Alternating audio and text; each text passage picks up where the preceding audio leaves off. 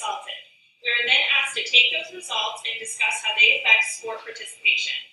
I'm going to talk about the constraints of sport participation and some current events today in which they have occurred. And I'm going to talk about the organizations and campaigns that are used today.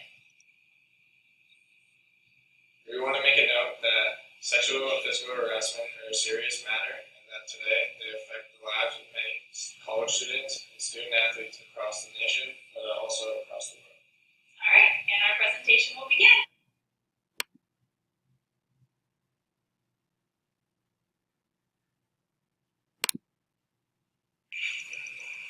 Hi guys, how's it going? So as we've been mentioning, we have a case study and question to go over with you.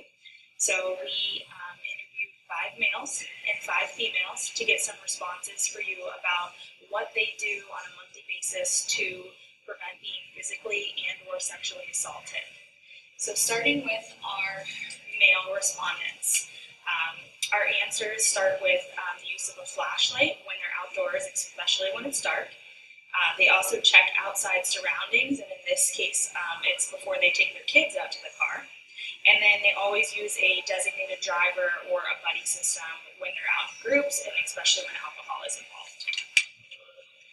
So the 4th male, he locks house doors when he's sleeping, practices fighting and self-defense weekly, lifts every day for strength, and then carries a knife.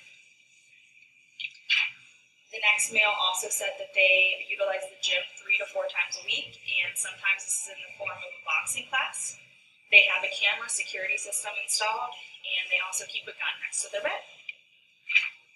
Our next male respondent said that they have a dog with an invisible fence system, so I assume this would imply that the dog is able to protect them, outside of the house. And then they also keep a pistol in the nightstand, and they do have regular firearms both for hunting and protection. And our final male respondent said that they avoid bad neighborhoods, they turn outside lights on, they secure their personal belongings, and then they always drink responsibly, and to them this means that they have food and water in addition to alcoholic beverages. So those are our male respondents. Our female respondents, the first one said that they use pepper spray, sometimes carry a taser, they lock their car doors, they lock their apartment doors, they always stay in well-lit outdoor areas, they scan surroundings prior to opening businesses early in the morning or closing at night, they also take boxing classes, they hold their alcoholic drinks, making sure never to set them down, and they don't carry a big purse. Our second female also states that they leave lights on, make sure that doors are locked, they're always aware of surroundings, and they never sit in parking lots in their car. The next female said they park close to buildings because they work late at night, they hold their keys in between fingers in case someone runs up on them and they could use it as a weapon, they look around at their surroundings whenever they're alone, they take boxing classes, and they lock doors whenever they're sitting in their parked car. Our next female also says they take boxing classes, they lock their car doors even when driving, and they set their house alarm and lock the doors in their house, and they are always sure to go out in groups. And then our final female respondent states that as soon as they get in their car, they lock the doors, and in the parking garage, they put keys through their fingers. When running, they're always very aware and looking around, and then this respondent also states that they dress conservatively, so kind of goes along with carrying a smaller purse as well. So as I've been discussing these responses, you can see some similarities, some differences, and probably a pretty big difference in between how females and males prepare themselves pretty much on a daily basis to not attract attention and to make sure that they're always in a safe environment. So I want to show you, we have a couple of these items that people mentioned. So first and foremost, we have a knife here. So someone mentioned that they always have this with them. Also, we have here, this is pepper spray. So your nozzle's here, you flip it on, and you can spray. I'm not going to spray now in the video, but there's that as well. And then we have the mention of flashlight and just well-lit area. So I do have a headlamp here that has some different settings, great for running or just anytime you have an outdoor task and you're in the dark. And then finally, we won't display this on anyone, but this is pretty simple standard taser. You have your on-off button here. It also has a light in the center, so that can be on or off. You know, if you need to send a signal or anything like that. So that's pretty cool. This does work. I'm not going to demonstrate it in here, but this is sample one of what it looks like. And then, of course, I'm sitting on a workout step. We've got a medicine ball here, and then a punching bag to represent the popular response of boxing. So those were the responses that we got for our case question. And I'm now going to turn it over to Brendan, who's going to discuss some relative materials to this topic, and then also to Emily, who's going to discuss organizations today and what they're doing. So thank you guys for watching and learning about how people prepare themselves for preventing these situations. Thanks.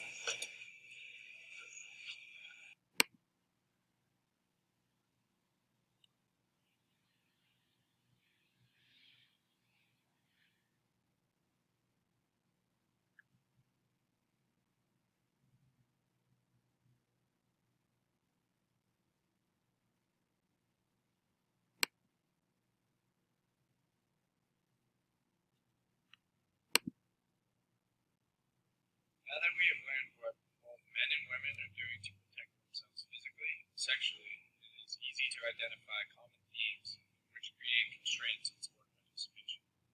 First being alcohol. Alcohol alone is a constraint to sport participation. Its physical effects negatively impact the body for it to function at any level of sport participation. Dehydration, muscle functioning, headaches, hypersensitivity are all effects of drinking that occur the next day or one feel during participating in sports. Additionally, drinking while trying to recover will cause an injury or recovery to be prolonged. Mentally, alcohol impairs our train of thought. This often results in making irresponsible decisions like drinking and driving, committing physical or sexual assault, or acting in a way that does not represent oneself. Alcohol or banned substances can change the lives of an athlete in many ways. Addiction to losing your life are just two ways an athlete will never be the same, but these can also change future success. Physical and sexual assault scandals have become common news stories on news networks and sport broadcasts. Female student athletes, like Delaney Robinson, University of North Carolina, who allegedly have been sexually assaulted by a football player, is just one story which is common today. She reports that the school is more concerned about the football player and his ability to continue to play football than her well-being. Her and the lives of people who have been assaulted are forever changed as they cope with the horrific memories of the tragic event. Often these student athletes have to drop out of school and sports due to the impact of what happened. Media coverage nodding over them, the schools who make it out like it was their fault for being sexually or physically assaulted weighs upon them. Sometimes, but not always, alcohol is a factor. Next, the physicality. Here in the weight room is where athletes gain their competitive edge. Each and every year you see athletes striving for success on and off the field, but it's when they make that bad decision is when it all falls apart. Each year it seems that someone is turning pro with a physical and sexual assault offense to their name. This year, Joe Mixon, top round draft pick, slid as a result of his action 3 years ago. His physicality resulted in substantial injuries to a female from an assault case. Ray Rice's career, for example, ended by a decision he made to assault his wife. These stories are becoming too common in today's society and should not be seen as normal. While there have been false accusations of sexual or physical assault in regards to athletes in the past to tarnish their reputations, those instances are rare and common. Again, physical and sexual assaults are serious matters, and if you're a victim or know someone who is dealing with these issues, please step up and say something. Emily will now provide you with information on pledges and commitments today that are trying to end this problem.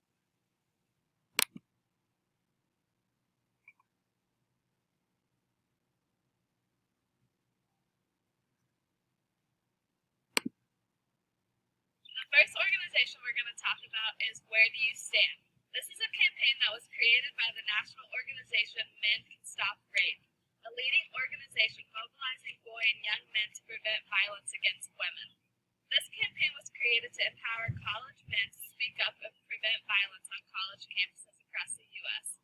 They use a variety of media materials, including billboards, posters, and t-shirts, displaying a provocative visual messages that illustrate how easy it can be for men to speak up and prevent violence. The next one is called Project Unspoken. This was created by the Emory University Office of Health and Promotion that strives to end the silence about rape, sexual assault, and relationship violence.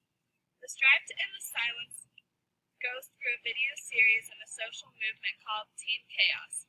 This team helps raise awareness by educating the public with facts behind the issues and help encourage society to challenge these pervasive problems. The project is an outlet of the voices that need to be heard. The next campaign we're going to talk about is called It's On Us. The NCAA and the White House partnered together to create this campaign to combat sexual violence on college campuses nationwide. This campaign focuses on encouraging bystander intervention and building a campus culture that makes sexual assault unacceptable.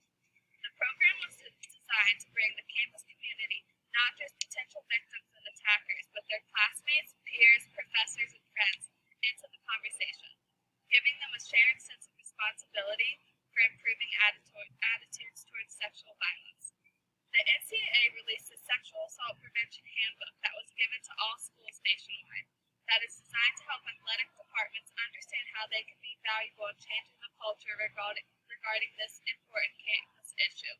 Athletics has a unique platform on most campuses from which it can visibly and vocally support its colleagues across campus who are working to make campus safer for all students.